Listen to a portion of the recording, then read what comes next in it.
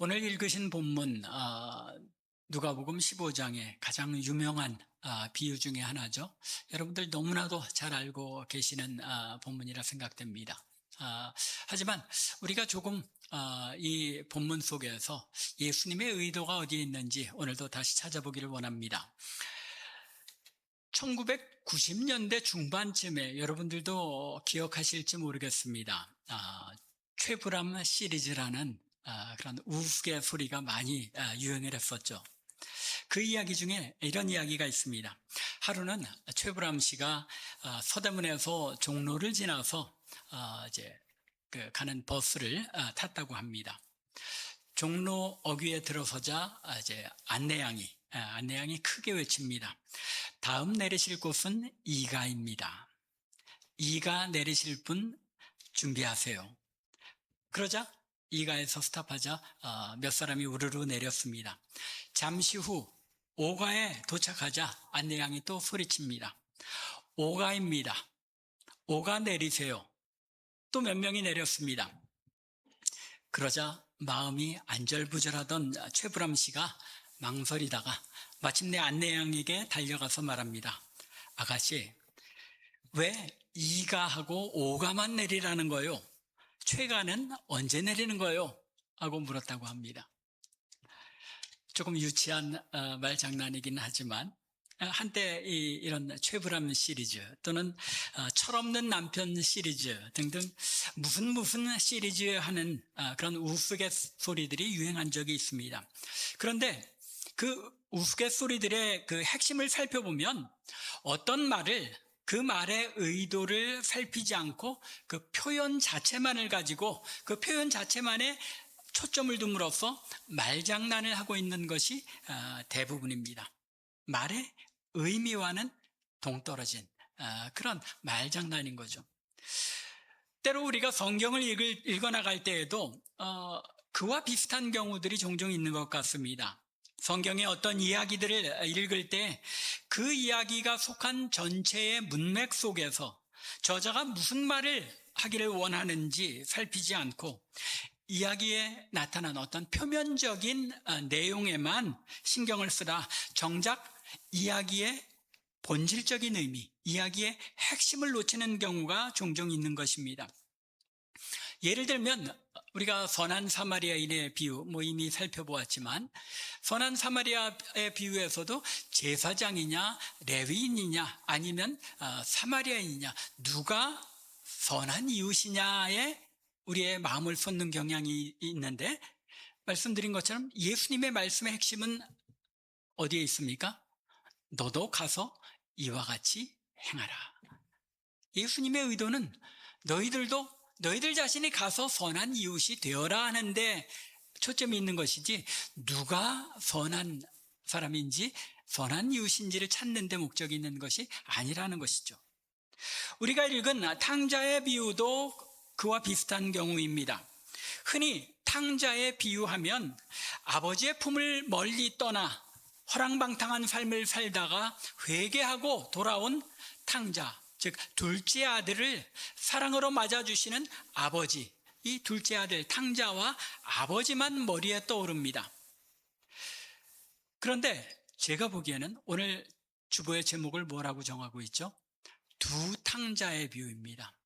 탕자가 하나가 아니었다는 겁니다. 사실 이 비유가 속한 누가복음 15장의 문맥을 살펴보면 우리가 그렇게 이해할 수 있습니다. 이 비유의 중심은 아버지를 떠나 허랑방탕한 삶을 살았던 둘째 아들, 곧 탕자에게만 있는 것이 아니라는 것입니다. 오늘 본문이 포함된 누가복음 15장에는 세 가지 비유가 연속적으로 기록되어 있습니다. 그런데 사실 이 세 비유는 서로 연결된 하나의 비유와 마찬가지입니다. 1절에서 누가는 모든 세리와 죄인들이 말씀을 들으러 예수님께 나왔다고 기록하고 있습니다. 모든 세리와 죄인이라는 이 표현은 어떤 이야기입니까? 그 지역 인근에 있는 모든 세리들이 다 왔다는 거죠. 또 거의 모든 죄인들이 다 예수님 앞에 나왔다는 겁니다. 그 말씀을 듣기 위해서 사모하는 마음으로 왔다는 겁니다. 왜냐하면 이전에 이 죄인들과 세리들을 예수님께서 맞아들이신 것을 들었기 때문에 우르르 몰려와서 예수님께 나온 것입니다. 그런데 2절에서 바리새인과 서기관들이 어떻게 반응합니까? 바리새인과 서기관들이 수군거려 이르되 이 사람이 죄인을 영접하고 음식을 같이 먹는다 하고 예수님을 비난하고 있는 것입니다. 누가는 이어서 3절에서 우리 한글 성경에는 아쉽게 그 의미가 정확히 나타나지 않았습니다만 여기에 그러나 또는 오히려 라는 의미를 지닌 헬라어 접속사 데라는 접속사로 3절을 시작하고 있습니다. 즉 누가는 의도적으로 그러나 혹은 오히려라는 접속사를 사용함으로써 바리새인과 서기관들이 죄인들과 어울린다 하여 예수님을 비난하였지만 예수님께서는 그들에게 직접적으로 대응하시기보다는 오히려 이런 비유들로 그들에게 말씀하셨다라고 기록하고 있는 것입니다. 그러면 예수님께서 바리새인과 서기관들에게 말씀하고 싶으셨던 것이 무엇이었을까요? 이런 관점에서 우리가 생각해 본다면 이 4절부터 이어지는 이 세 가지 비유들은 예수님께서 뭔가 바리새인과 서기관들에게 말씀하시고 가르치시고 교훈하시기 위한 어떤 목적을 가지고 이 세 가지 비유를 말씀하셨다는 것이 분명해집니다. 예수님께서 말씀하신 이 비유들을 우리가 대략적으로만 살펴보아도 예수님께서 저들에게 말씀하시고자 원하였던 것이 무엇인지 분명하게 드러납니다. 오늘 우리가 본문으로 읽지는 않았습니다만 예수님께서는 4절과 7절에서 잃어버린 양의 비유를 말씀하십니다. 그리고 8절부터 10절에서는 잃어버린 드라크마의 비유를 말씀하십니다. 그리고 마지막으로 오늘 우리가 본문으로 읽은 11절부터 32절에서 소위 탕자의 비유를 말씀하신 것입니다. 이 세 비유의 공통점이 무엇입니까? 그것은 무엇인가? 잃어버렸다가 다시 찾았다는 것이죠. 여기에 이 세 비유의 공통점이 있는데 왜 예수님께서는 잃어버렸다 다시 찾은 것에 대하여 이렇게 세 번씩이나 비유로 말씀하셨느냐는 것입니다. 우리가 오늘 첫 번째와 두 번째 비유를 자세하게 살펴보지는 않겠지만 우리가 흔히 놓치고 있는 것을 간단히 말씀드리자면 첫 번째 비유에서 잃어버린 양의 비유인데 이 잃어버린 양을 목자가 어디에서 잃어버립니까? 어디서 잃어버렸죠? 들에서 잃어버려서 이제 목자가 산과 들로 찾으러 나갑니다. 그런데 두 번째 비유에서는 이 드라크마를 여인이 어디에서 잃어버리고 어디에서 다시 찾습니까? 집 안입니다. 여기에서 뭔가 여러분들에게 느껴지는 것이 없으신지요? 집 밖에 있는 어린 양과 집 안에 있는 귀한 드라크마를 비유하고 있는 것입니다. 그리고 세 번째 비유인 탕자의 비유가 여기에서 이어지는 것입니다. 오늘 우리가 읽은 탕자의 비유에는 잃어버렸다가 다시 찾은 둘째 아들, 그리고 이 아들이 돌아온 것을 기뻐하는 아버지 외에 이 이야기의 그늘에 가려진 한 사람이 더 있습니다. 누구죠? 바로 탕자의 형인 큰아들입니다. 탕자의 비유를 우리가 생각할 때 이 둘째 아들이 나갔다 돌아온 것, 아버지가 기뻐하신 것만 생각하지 이 첫째 아들에 대해서는 우리가 크게 관심을 기울이지 않고 있는 것이 일반적입니다. 예수님께서는 방탕한 삶에서 돌아온 둘째 아들, 그리고 아들의 귀향을 기뻐하시는 아버지, 그리고 이에 반응하는 큰아들을 대비시키심으로써 비유의 극적인 효과를 증대시키십니다. 그리고는 예수님께서 죄인들과 음식을 나누며 즐기시는 것에 대하여 비난하던 바리새인과 서기관들의 태도를 꼬집으신 것입니다. 따라서 이 세 번째 비유, 탕자의 비유는 앞에 있는 두 비유의 결론이라고 할 수 있는 것입니다. 집 밖에서 잃었다가 다시 찾은 양의 비유는 하나님의 집 밖에 있던 죄인과 세리들을 다시 찾은 것을 비유하신 것이며, 집에서 잃었다가 다시 찾은 드라크마의 비유는 하나님의 집 안에 있지만 잃어버린 바리새인과 서기관들을 비유한 것입니다. 그리고는 다시 이 세 번째 비유에서 첫째 아들과 둘째 아들, 즉 바리새인과 서기관들을 비유한 첫째 아들과 또 방탕한 죄인의 삶을 살았던 둘째 아들을 같이 묶어서 한 비유에 등장시키고 있는 것입니다. 이제 왜 두 탕자에 비유해야 하는지 이해가 가시는지요? 이런 이유 때문에 저는 오늘 이 비유의 말씀을 두 탕자의 비유라고 제목을 붙여야 맞지 않는가 하고 생각합니다. 따라서 오늘 이 시간을 통해서 우리가 잘 아는 돌아온 탕자와 그 기뻐하시는 아버지에 대한 이야기는 이미 여러분들이 많이 잘 알고 계시니까 그것보다는 큰아들에 대해서 조금 더 조명해보고 살펴보며 은혜를 나누기를 원합니다. 먼저 본문을 살펴보면 우리는 이 큰아들이 아주 매우 성실한 사람이었음을 알 수 있습니다. 동생이 돌아와서 온 집안이 떠들썩하였을 것입니다. 그리고 잔치 준비를 한다고 야단 법석이었을 것입니다. 그러나 그 시간에 큰아들은 어디에 있었습니까? 25절의 기록에 의하면 이 큰아들은 밭에 있었습니다. 맏아들은 밭에 있다가 돌아와 집에 가까이 왔을 때에 비로소 풍악과 춤추는 소리를 듣고 잔치가 벌어진 것을 알았다는 것입니다. 얼마나 성실한 아들입니까? 다른 사람들이 주위에서 어떤 일을 하든지 주위의 분위기가 어떠하든지 상관없이 자신의 일에 몰두하여 정진하는 사람, 얼마나 멋있습니까? 마치 오늘날의 기준에 의하면 이 큰아들은 아마 1등 신랑감이었을 것 같습니다.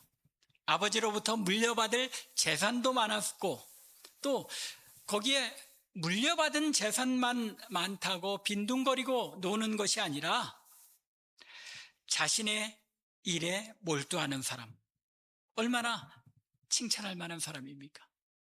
아주 성실한 사람이었던 것입니다. 그럼에도 불구하고 이 큰아들에게는 부족한 것이 하나 있었습니다. 그것은 바로 아버지 집의 아들로서, 장자로서, 상속자로서 누려야 할 기쁨을 그는 알지 못하였다는 것입니다. 그는 자신이 생각하기에 아버지가 기뻐하실 것처럼 여겨지는 그 일들을 찾아서 거기에 몰두하고 최선을 다하였지만 자신이 전념을 다하고 몰두하는 그 일에서 참된 기쁨을 얻지 못하였습니다. 일에 전념하고 몰두하느라 주변을 돌아볼 여유조차 없었던 것입니다. 자신의 일을 감당해야 한다는 의무감이 주인의 아들로서 누려야 할 기쁨이나 여유를 빼앗아가 버린 것입니다. 아버지의 아들로서, 부유한 집의 아들로서 얼마든지 누리고 기쁨을 맛볼 수 있는데 그것조차도 누리지 못하였다는 것입니다. 바리새인들과 서기관들의 문제가 바로 여기에 있었습니다. 그들은 하나님의 율법을 1.1획도 어김없이 지켜야 한다는 의무감 때문에 하나님의 백성으로서, 하나님의 자녀로서 누려야 할 기쁨과 즐거움의 풍성함을 잃어버린 사람들이었습니다. 옆에서 형제들이 넘어지고 쓰러져도 자신들은 율법을 지키느라 그들을 일으켜주고 붙들어줄 여유가 없었던 것입니다. 하나님께서 가장 중하게 여기시는 가난한 자, 고아, 그리고 과부들, 그리고 세리와 창기같이 연약한 죄인들을 돌아볼 여유가 없었습니다. 오히려 그들을 정죄하고 멀리할 뿐만 아니라 그들을 핍박할 뿐이었습니다. 하나님께서 그들을 장자로, 큰 자로 택하신 것은 그들로 하여금 작은 자들, 연약한 자들을 섬기고 돌보시게 하려는데 그 뜻이 있었습니다. 그런데 그들은 율법의 작구에 매여서 자신들이 지켜야 할 그 율법에 얽매여서 자신들이 돌보아야 할 연약한 자들을 돌아볼 여유가 없었던 것입니다. 여기에 그들의 가장 큰 문제가 있었던 것입니다.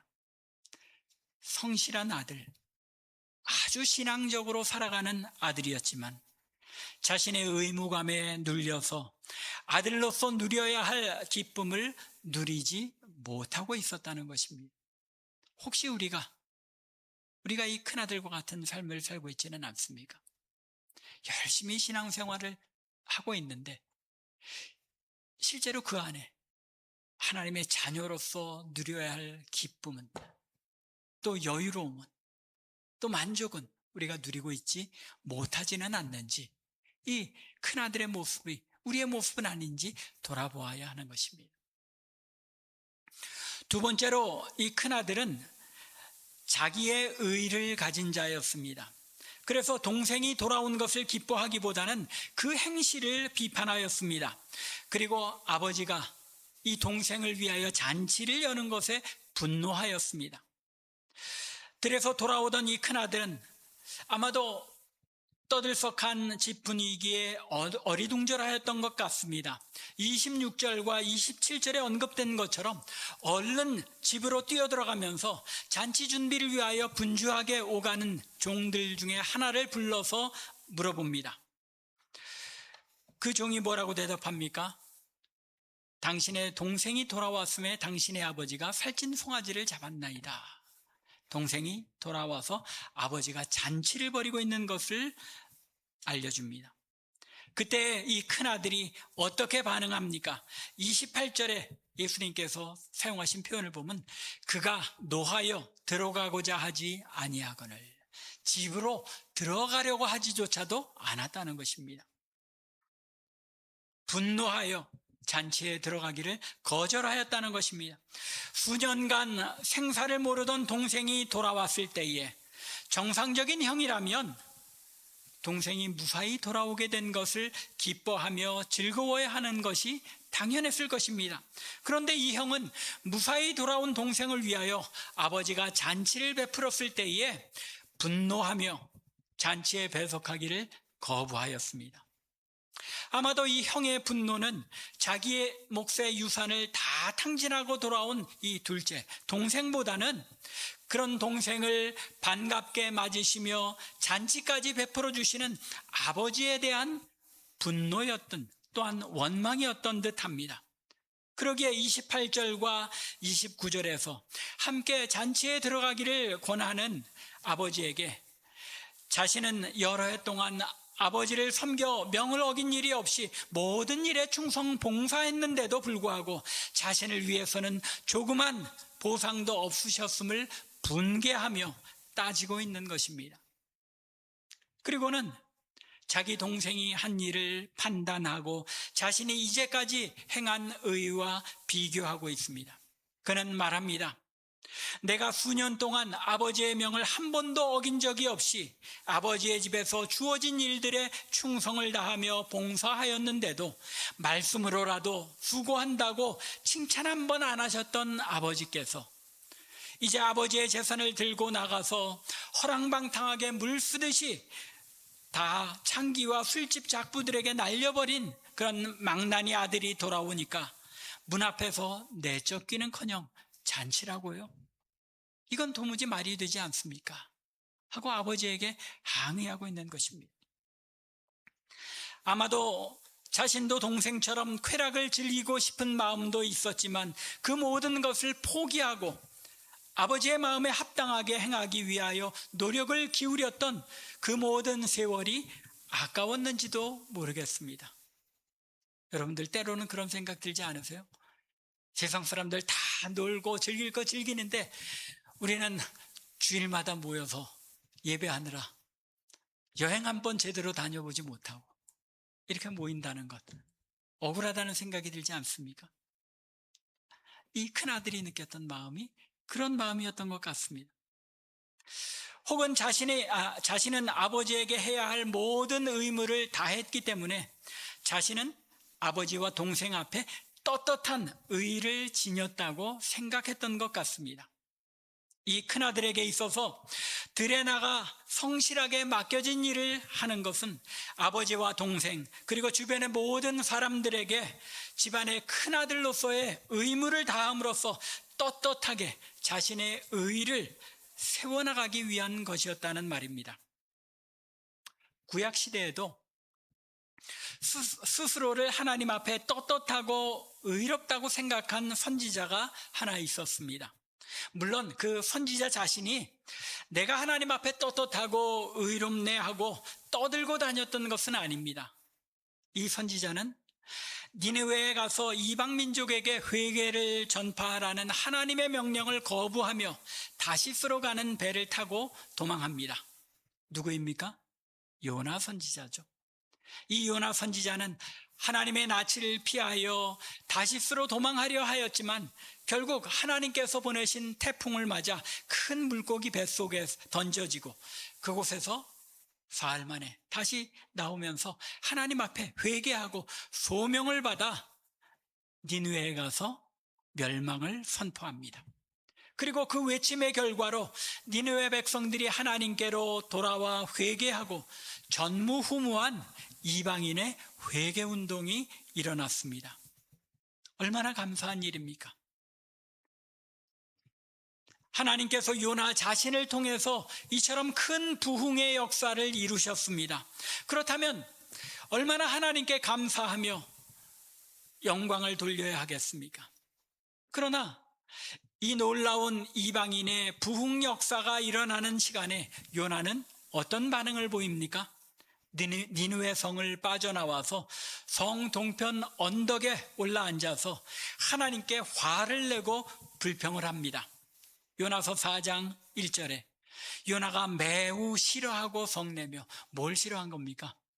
니느웨 백성들이 회개하고 하나님 앞에 용서받는 것이 싫었던 것입니다. 멸망당하니 마땅한데 매우 싫어하고 화냅니다. 또 3절에 보면 여호와여 원하건대 이제 내 생명을 거두어 가소서 사는 것보다 죽는 것이 내게 나음이니이다 하니 저 사람들 회개하고 하나님 앞에 돌아와 구원받는 걸 보느니 차라리 내가 죽는 게 낫겠습니다 라고 하나님 앞에 항의를 하고 있는 것입니다. 즉 하나님께서 자신이 생각하는 대로 해주지 않으셨다고 불평하며 화를 내고 있는 것입니다. 회개를 외쳐야 할 선지자였던 요나에게는 이방인들이 하나님께 회개하고 돌아왔을 때 그것 자체가 큰 기쁨이어야만 했습니다. 하지만 요나는 이방인에 대해 자비와 긍휼을 베푸신 것에 대해 불평하고 화를 냈던 것입니다. 큰아들의 모습 아닙니까?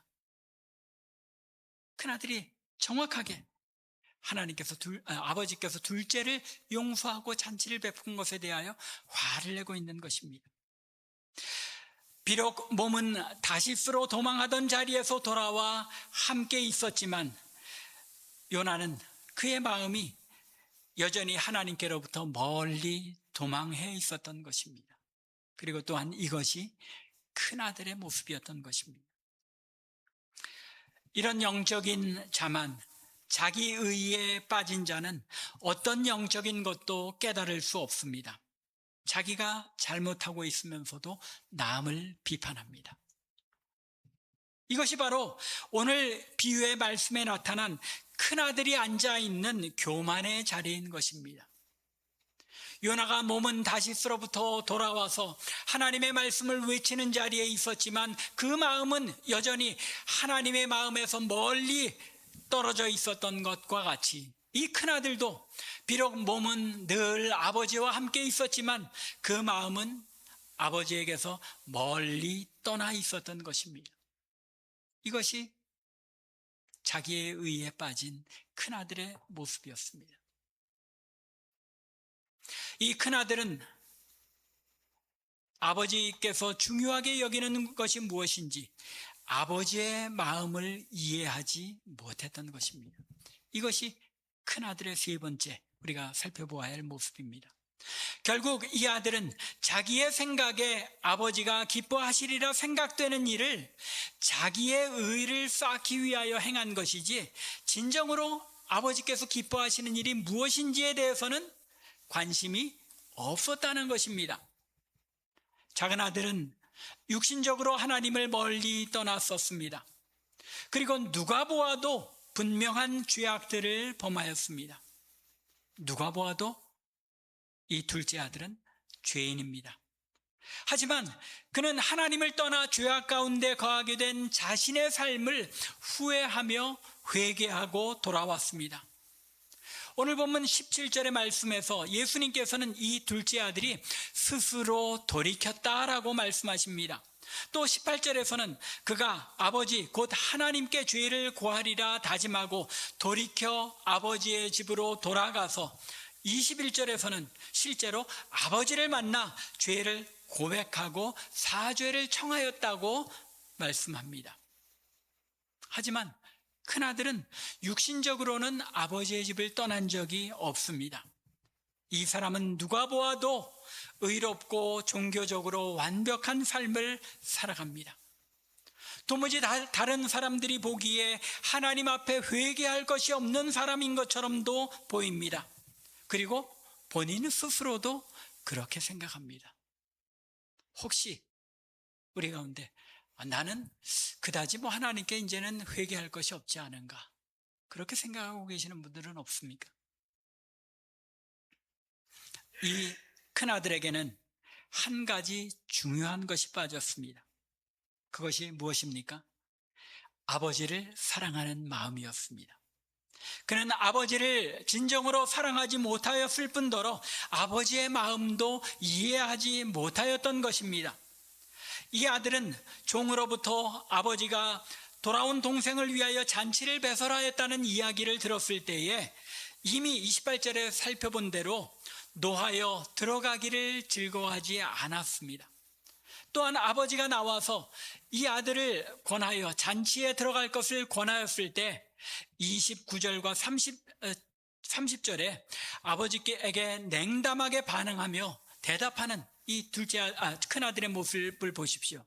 내가 여러 해 아버지를 섬겨 명을 어김이 없거늘 내게는 염소 새끼라도 주어 나와 내 벗으로 즐기게 하신 일이 없더니 아버지의 살림을 창녀와 함께 삼켜버린 이 아들이 돌아오매 이를 위하여 살찐 송아지를 잡으셨나이다. 그의 마음은 한 번도 아버지의 집을 떠나본 적이 없지만 그의 마음은 이미 둘째 아들 탕자가 떠났었던 타국보다도 더 멀고 먼 추운 나라에 있었던 것입니다. 이에 대해 아버지는 32절에서 나타난 것처럼 이 내 동생은 죽었다가 살았으며 내가 잃었다가 얻었기로 우리가 즐거워하고 기뻐하는 것이 마땅하다라고 말씀하심으로써 큰아들이 가져야 할 마땅한 마음의 자세가 어떤 것인지를 일러주십니다. 하지만 안타깝게도 오늘 본문의 그 어디에서도 이 큰아들이 마음을 돌이켜 잔치에 참석했다는 예수님의 말씀은 없습니다. 누가 진정한 탕자입니까? 비록 처음에는 아버지를 멀리 떠나 있었지만 결국 다시 회개하고 돌아와 아버지의 품에 안겨 뜨거운 눈물과 함께 아버지의 사랑을 회복한 둘째 아들입니까? 아니면 아버지의 사랑을 깨닫지 못하고 그 마음이 멀고 먼 추운 나라에 머물며 결코 아버지에게로 돌아오지 않았던 큰아들입니까? 두 탕자의 이야기인 것입니다. 돌아온 탕자 하나, 둘째 아들 하나만의 이야기가 아니라 집에 머물고 있던 큰 탕자 역시도 둘째와 다름없는다. 아니, 둘째보다 더한 탕자의 모습이었던 것입니다. 말씀을 맺겠습니다. 사랑하는 성도 여러분, 혹시 우리가 주어진 일에, 주어진 신앙의 삶에 열중하며 우리의 의를 쌓느라 한 영혼을 사랑하시며 그 영혼이 하나님께로 돌아오는 것을 천하보다 귀하게 여기시는 아버지의 마음을 이해하지 못하고 있는 것은 아닙니까? 우리가 혹시 오늘 본문의 이 큰아들은 아닙니까? 바리새인과 서기관들의 모습이 바로 우리의 모습은 아닙니까? 혹시 아직까지도 아버지께 돌아오지 못하고 있는 탕자는 아닙니까? 몸은 하나님의 집안에 있지만 마음은 아주 추운 먼 나라에 있는 것은 아닙니까? 아버지께서는 한 영혼을 사랑하셔서 우리로 하여금 세상에 나아가서 연약하고 죄에 빠진 영혼들을 아버지께로 인도해 오라고 명하시는데, 우리는 이렇게 하면 하나님께서 기뻐하시겠지 하고 우리의 생각으로 결정해 놓은 수많은 중요한 일들에 열중하느라 진정으로 하나님께서 우리에게 원하시고 기뻐하시는 일을 놓치고 있지는 않습니까? 간절히 원하기는 하나님을 모르는 영혼들을 천하보다 귀하게 여기시는 아버지의 마음을 우리가 이해하고 늘 하나님의 집 안에서 은혜와 기쁨을 누리는 위치에 있다는 것, 큰아들의 자리에 있다는 것에 감사하는 한편 연약한 영혼들을 주께로 돌아오게 하는데 힘쓰는 아버지의 마음과 아버지의 사랑을 이해하는 하나님의 자녀들이 되기를 주님의 이름으로 간절히 축원합니다.